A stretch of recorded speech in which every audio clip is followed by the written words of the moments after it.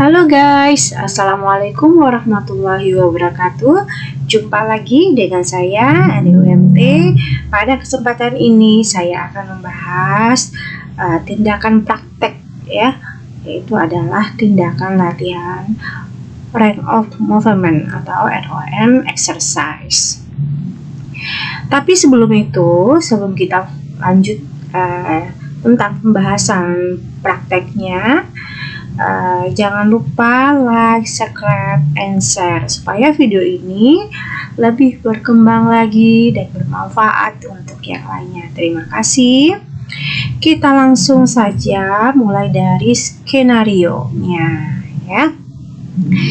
Di sini skenarionya adalah nurse Bulan akan melakukan ROM exercise pada pasien dengan gangguan sistem muskuloskeletal.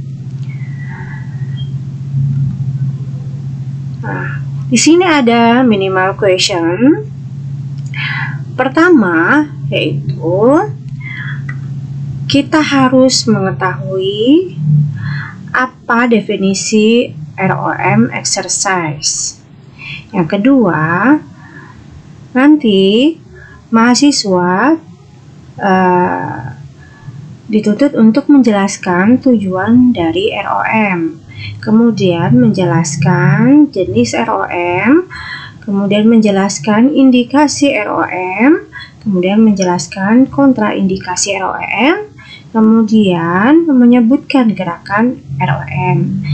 Dan yang keempat adalah langkah-langkah dalam melakukan atau prosedur tindakan ROM. Kemudian yang selanjutnya adalah ada pertanyaan, apa sih yang melatar belakangi tindakan ROM ini? Nah, sebelum kita lanjut ke pembahasan lebih lanjut ya tentang definisi, di sini saya akan menjelaskan tentang pendahuluan tentang ROM ya. Sebenarnya banyak faktor yang mempengaruhi aktivitas pasien seperti gangguan saraf, sistem muskuloskeletal, hambatan mobilitas, kemudian kelemahan dan keletihan oleh penyakit tertentu dan lain-lainnya. Nah, di sini perawat harus dengan tepat membantu latihan aktif baik aktif maupun pasif dan melatih berjalan dengan aman sebelum pasien bisa mampu melakukan aktivitas secara mandiri. Nah, sebelum melakukan semua tindakan latihan ROM tersebut dan latihan berjalan, di sini perawat harus melakukan persiapan termasuk mengkaji kekuatan otot, sendi, kemudian adanya paralisis, tingkat kesadarannya, kemudian tingkat kenyamanan, dan kemampuan untuk mengikuti instruksinya.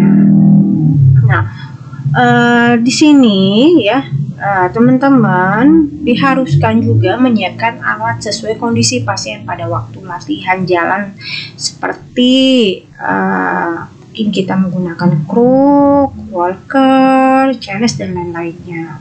Karena banyak klien dipulangkan ke rumah masih belum mampu melakukan aktivitas dan masih perlu asuhan keperawatan lebih lanjut, maka perlu bagi teman-teman mengajarkan kepada anggota keluarga pasiennya bagaimana melakukan ROM dan berjalan pada pasien dengan aman dan tepat sehingga tidak menimbulkan cedera pada pasien.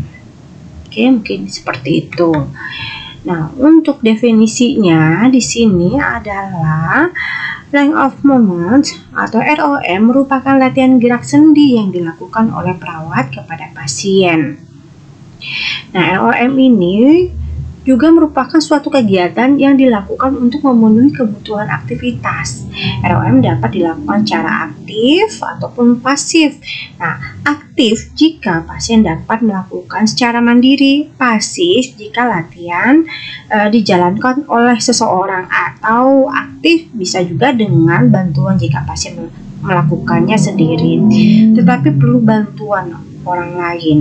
Nah, pasien dengan bed rest lama akan akan berisiko terjadi penurunan pergerakan sendi dan massa otot. Maka latihan ROM digunakan untuk memperbaiki mobilitas ekstremitas, kemudian mencegah konstruktur atau atrofi dan memberikan kenyamanan kepada pasiennya. Nah, di sini juga ROM merupakan suatu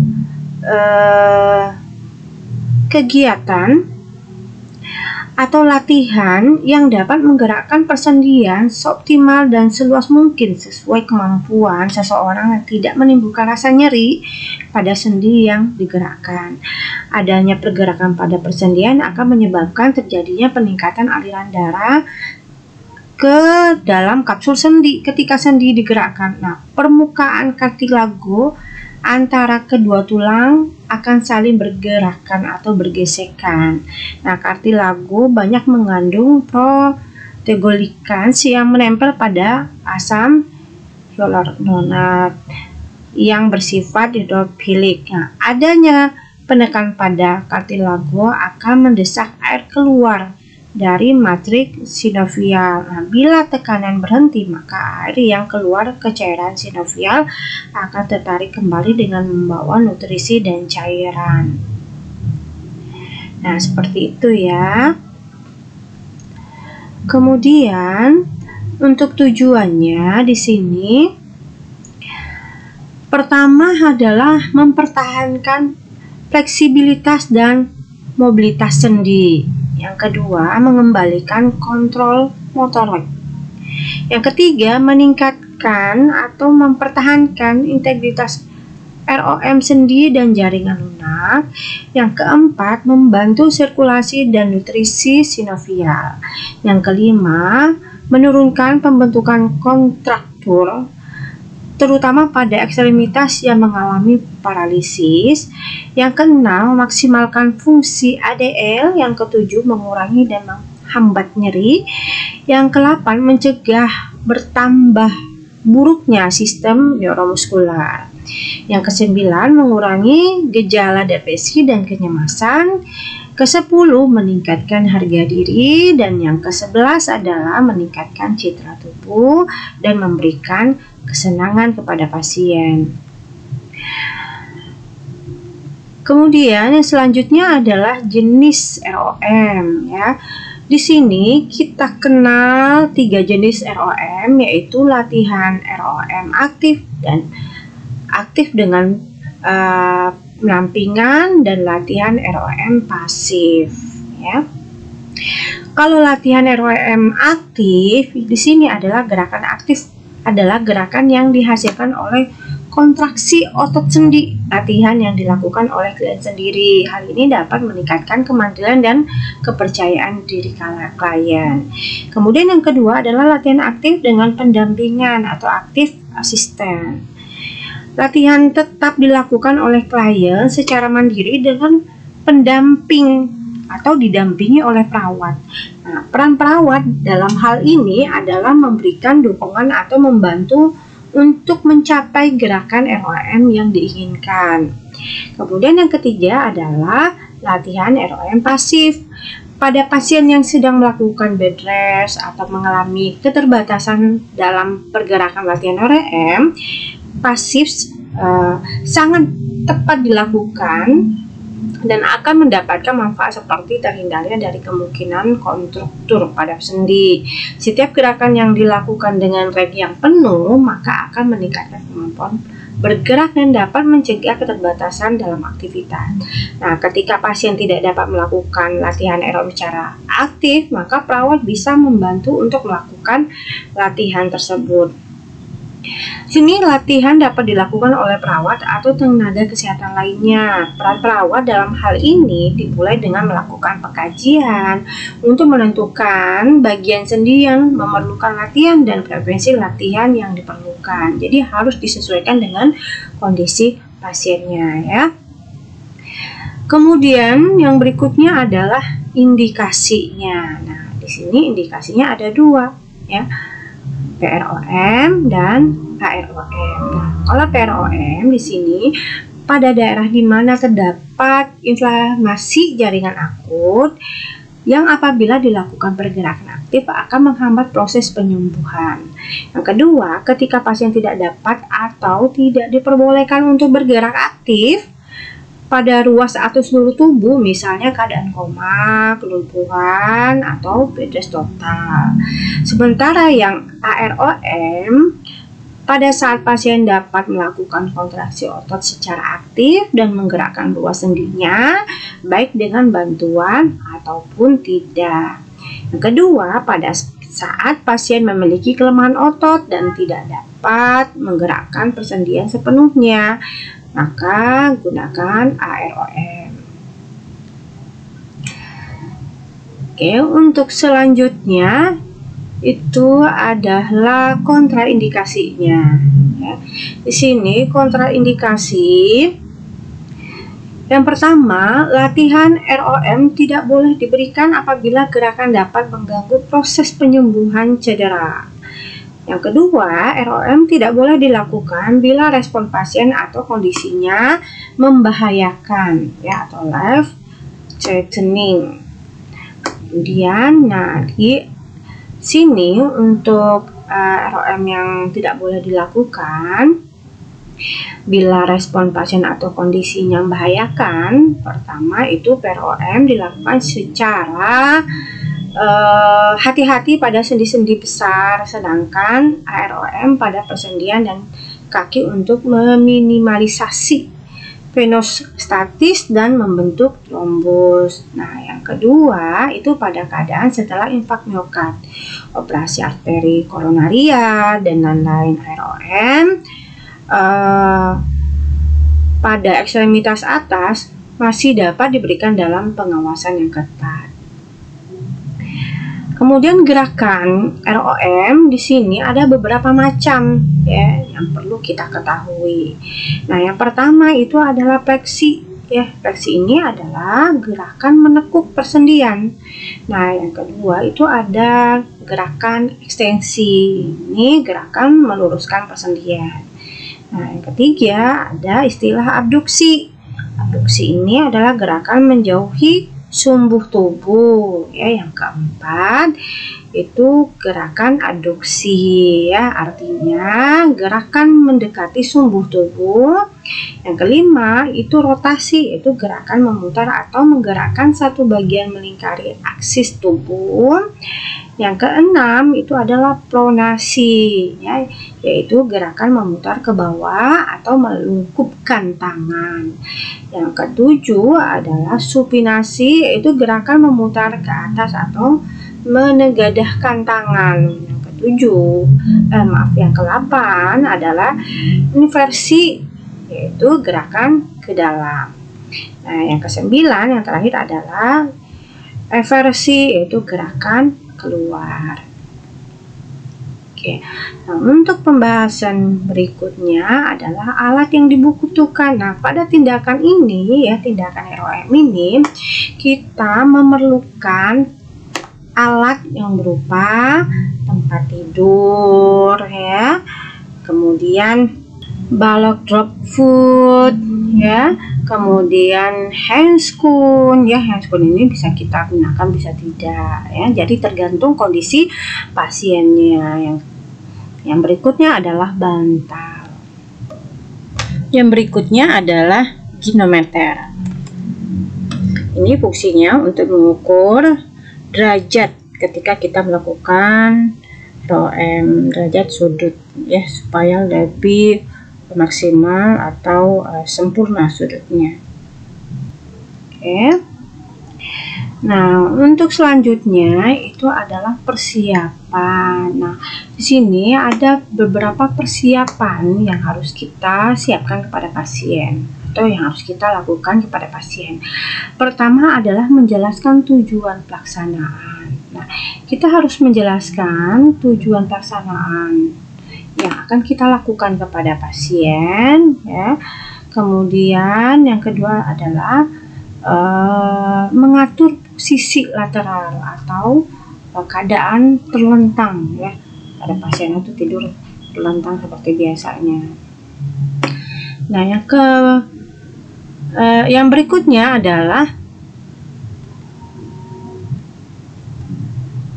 Oke, persiapan lingkungan. Nah, setelah kita mempersiapkan pasien, maka kita juga harus mempersiapkan lingkungan. Nah, di sini yang harus kita persiapkan pertama kali adalah menutup pintu dan jendela, kemudian memasang tabir dan tirai. Ini untuk menjaga privasi pasien ya ketika kita melakukan tindakan. Nah, tahap yang berikutnya adalah tahap prainteraksi. Nah ya, jadi setelah kita persiapkan tempat dan alat, persiapkan pasien, persiapkan lingkungan, kemudian kita harus melakukan tahap prainteraksi. Nah, di sini prainteraksi itu adalah pertama lakukan verifikasi program tindakan pasien. Jadi harus kita cek kembali tindakan atau tindakan keperawatan apa yang harus dilakukan sesuai dengan instruksi yang ada di buku catatan keperawatan ya. Kemudian yang kedua adalah cuci tangan ya. Nah, cuci tangan ini ya untuk mencegah terjadinya infeksi silang. Yang ketiga adalah tempatkan alat di dekat klien ya dengan benar ya. Jangan kita meletakkan alat pasien di mana, alatnya di mana ya, supaya pada pelaksanaan kita dapat dengan mudah menjangkau alat-alat yang kita butuhkan pada saat kita melakukan tindakan. Nah, kemudian tahap berikutnya adalah tahap orientasi. Nah, di sini tahap orientasi yes. Nah, pertama kita datang ke pasien, kemudian kita beri salam, kemudian tanyakan nama dan tanggal lahir klien, cross check tanggal lahir dan nama klien.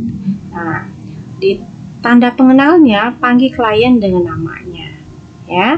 Kemudian yang kedua adalah perkenalkan nama dan tanggung jawab perawat, jelaskan tujuan, kemudian prosedur yang akan dilakukan dan berapa lama tindakan yang akan kita lakukan.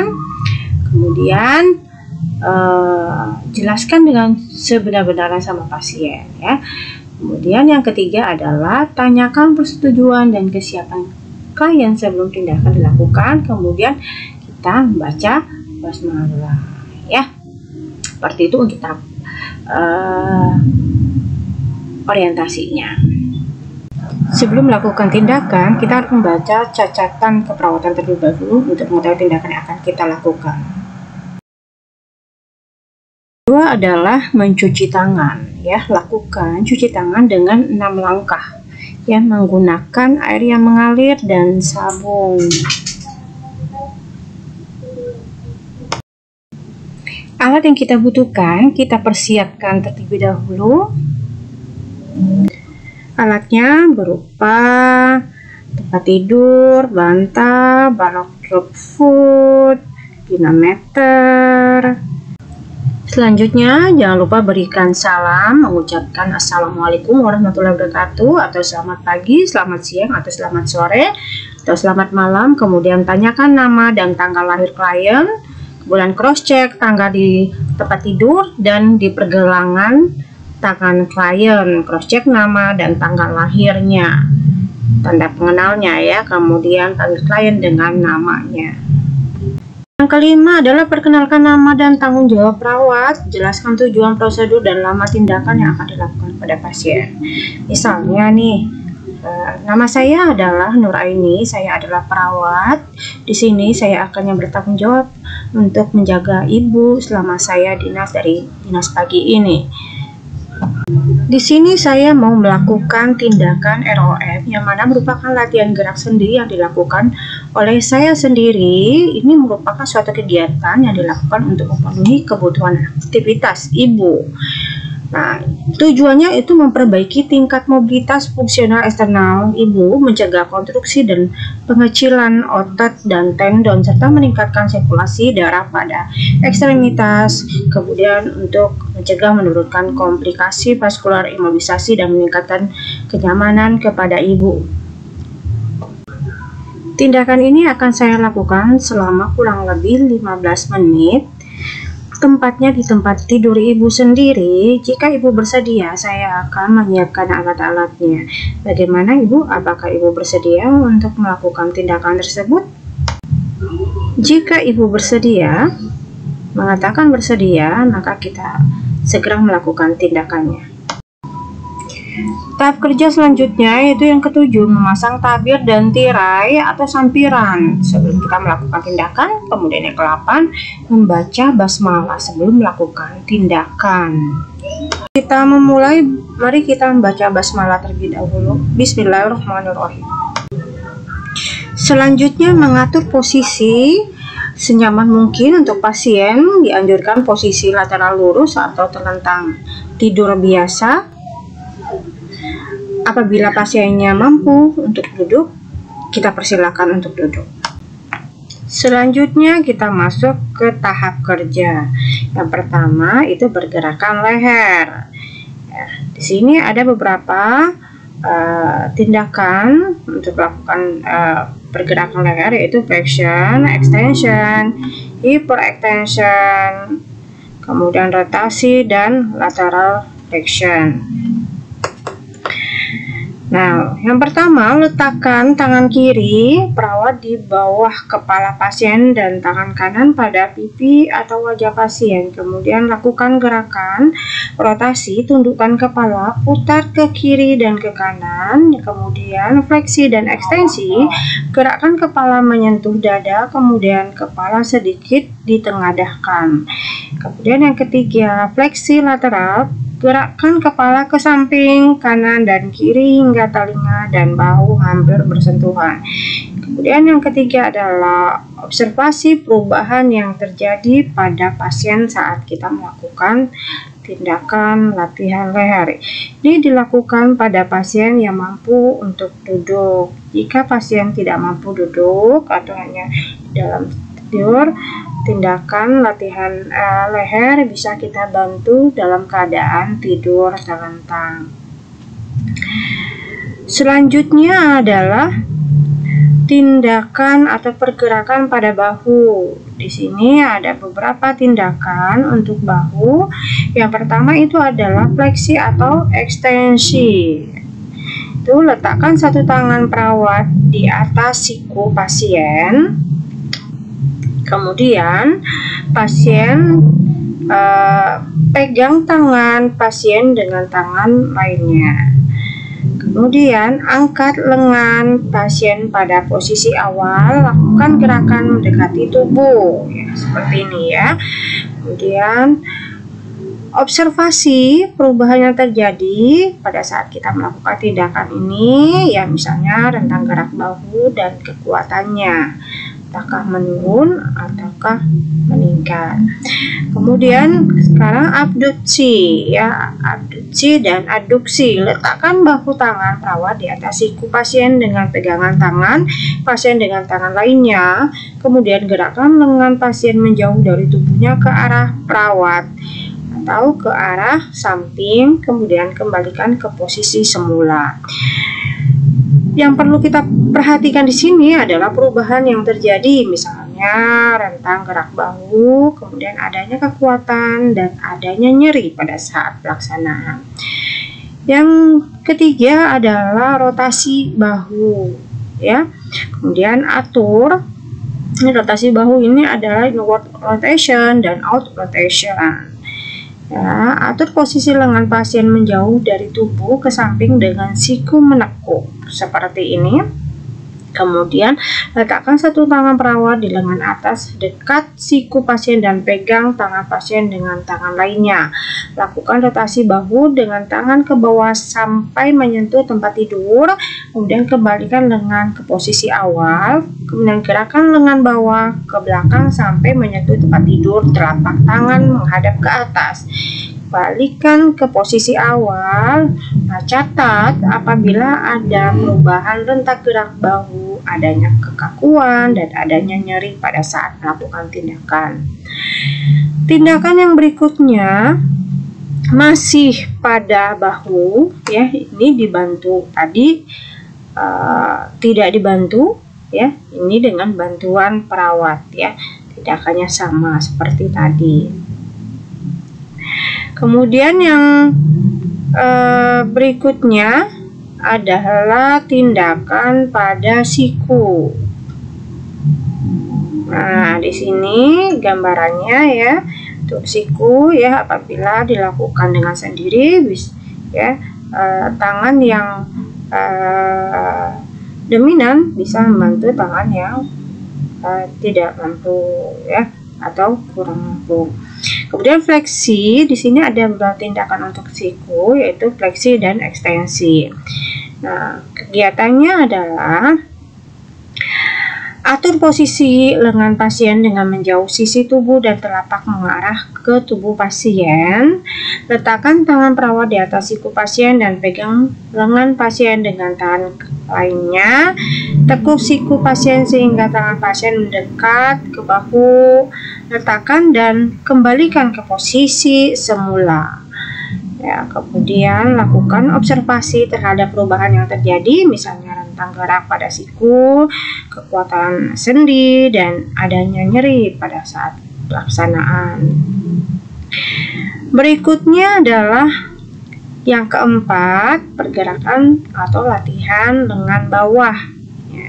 Nah, ini apabila pasien mampu melakukan sendiri, ya, dilakukan pada pasien atau daerah epiparise ya. Nah, yang kuat membantu lengan yang tidak kuat. Kemudian yang ini adalah dibantu dengan perawat. Nah, ini adalah tindakan pronasi dan supinasi untuk lengan bawah. Nah, pertama, atur posisi lengan pasien dengan siku menekuk atau lurus. Letakkan satu tangan perawat pada pergelangan tangan pasien dan pegang lengan pasien dengan tangan lainnya. Kemudian putar lengan bawah pasien ke arah kanan atau kiri, ya, diputar kanan kiri ya. Kemudian kembalikan ke posisi awal sebelum dilakukan pronasi dan supinasi. Kemudian lakukan observasi terhadap perubahan yang terjadi, misalnya rentang gerak lengan bawah dan ada kekakuan pada saat pelaksanaan. Nah, yang berikutnya ada pergelangan tangan. Nah, di sini pergelangan tangan itu ada dua tindakan, fleksi dan ekstensi. Ya. Pertama yang harus dilakukan adalah atur posisi lengan pasien dengan menjauh sisi tubuh dan siku menekuk. Ya. Nah, seperti ini. Kemudian pegang lengan pasien dengan satu tangan dan tangan yang lainnya memegang pergelangan tangan pasien. Tekuk dengan pasien. Ya, tekuk tangan pasien ke depan sejauh mungkin. Kemudian lakukan observasi terhadap perubahan yang terjadi, misalnya rentang gerak, pergelangan, dan kekuatan sendi. Nah, selanjutnya yang terakhir untuk ekstremitas atas yaitu adalah jari-jari tangan. Nah, ini ya, nah, tindakan yang dilakukan dibantu oleh pasien, dibantu oleh perawat. Ya, kalau misalnya pasiennya mampu melakukan tindakan sendiri, ya, pasien bisa dianjurkan mengarahkan jempolnya setiap jari, ya, menyentuh jempolnya, setiap jarinya itu menyentuh jempol. Nah, ini dibantu oleh perawat. Tindakan fleksi dan ekstensi. Pertama, pegang jari-jari tangan pasien dengan satu tangan sementara tangan yang lain memegang pergelangan. Kemudian membengkokkan atau tekuk atau fleksikan jari-jari ke bawah. Kemudian luruskan jari-jari, ekstensikan. Kemudian dorong ke belakang atau hiperekstensikan. Gerakan ke samping kiri kanan, abduksi dan adduksi, ya. Nah, kembalikan ke posisi awal, catat perubahan yang terjadi, misalnya rentang gerak dan adanya kekuatan pada sendi. Nah, selanjutnya adalah ekstremitas bawah, yaitu paha, ya. Nah, di sini paha itu ada rotasi dan abduksi dan adduksi. Nah, untuk tindakan yang rotasi, nah, untuk rotasi itu letakkan satu tangan perawat pada pergelangan kaki pasien dan satu tangan yang lain di atas lutut pasien, seperti ini ya. Nah, ini ya. Nah, kemudian ditarik ya, diputar kaki ke arah pasien, putar kaki ke arah pelaksana, kembalikan ke posisi semula, observasi perubahan yang terjadi. Nah, tindakan yang abduksi dan adduksinya itu yang pertama adalah kita, ini gambarannya ya, ini kita angkat ya. Nah, ini gambarannya.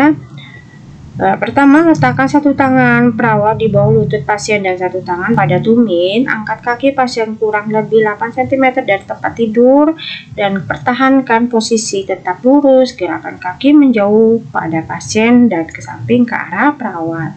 Gerakan kaki mendekati dan menjauhi badan pasien. Kembalikan ke posisi semula, kemudian cuci tangan. Setelah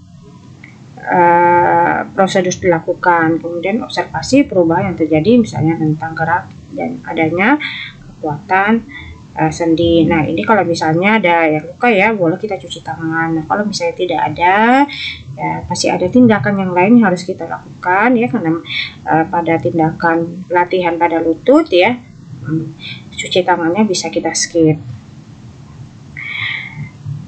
Nah, selanjutnya itu latihan pada lutut. Nah, seperti ini gambarannya ya. Letakkan satu tangan di bawah lutut pasien dan pegang tumit pasien dengan tangan yang lainnya ya. Seperti ini. Kemudian angkat kaki, tekuk pada lutut dan pangkal paha. Lakukan menekuk lurus ke arah dada pasien sejauh mungkin dan semampu pasien.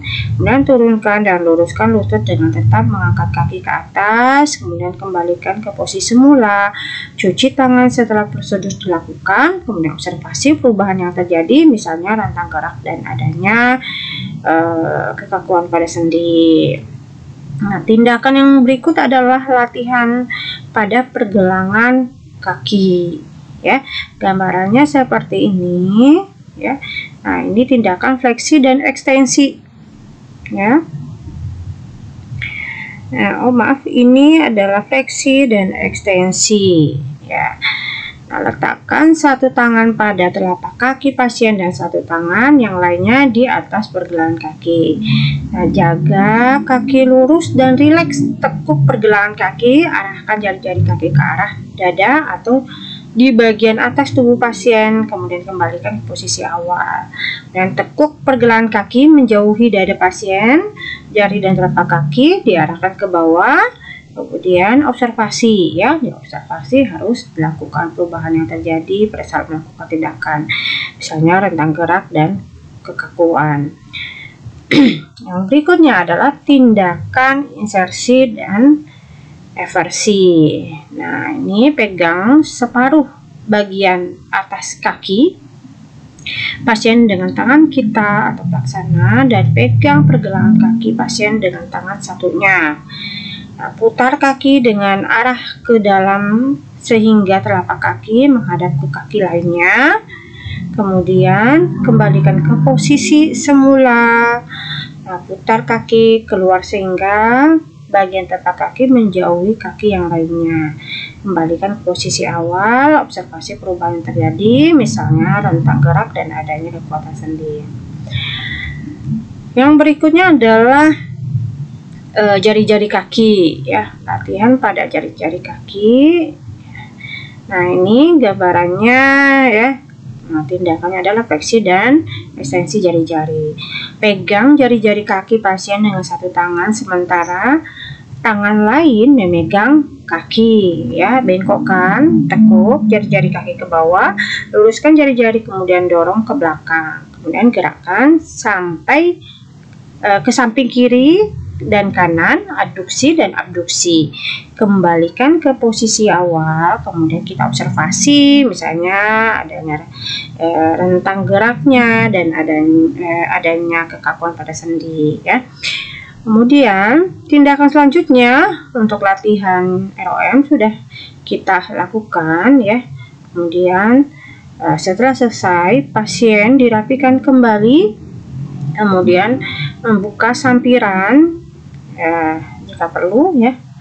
Kemudian membaca hamdalah setelah tindakan, ya. Kita anjurkan ke pasiennya, alhamdulillah tindakan kita sudah selesai, Ibu. Terus selanjutnya alangkah baiknya kita bersama-sama membaca hamdalah alhamdulillahirabbil alamin. Nah, kemudian peralatan dibersihkan, kemudian dibereskan kembali dan dikembalikan ke tempatnya semula. Ya. Nah, selanjutnya adalah sikap selama pelaksanaan. Nah, sikap kita pertama menunjukkan sikap sopan dan ramah, ya. Ketika kita melakukan tindakan ini harus menunjukkan sikap sopan dan ramah karena yang kita hadapi itu adalah manusia. Ya, karena manusia mempunyai perasaan, ya. Nah, mereka bukan fantom ataupun robot. Kemudian menjamin privasi pasien. Nah, jangan mentang-mentang kita perawat ya seenaknya saja melakukan tindakan. Kalau misalnya ada hal yang mesti dirahasiakan, misalnya ketika kita melakukan tindakan mungkin pasiennya malu, ya, karena terjadi hemiparesia atau kematian pada ekstremitas sebelahnya, atau ada hal-hal yang sekiranya tidak boleh diketahui oleh orang lain, mesti kita jaga. Kemudian bekerja dengan teliti. Nah, pada pelaksanaan ini harus teliti, ya, karena kalau misalnya kita salah melakukan tindakan, ya, bisa-bisa terjadi fatal pada pasiennya. Kemudian yang keempat itu memperhatikan body mekanismenya. Perhatikan mekanisme pada pasiennya. Jika pasiennya bisa mentolerir kegiatan tersebut, kita lanjutkan. Kalau misalnya pasien tidak bisa, ya, jadi tidak boleh dilanjutkan, ya.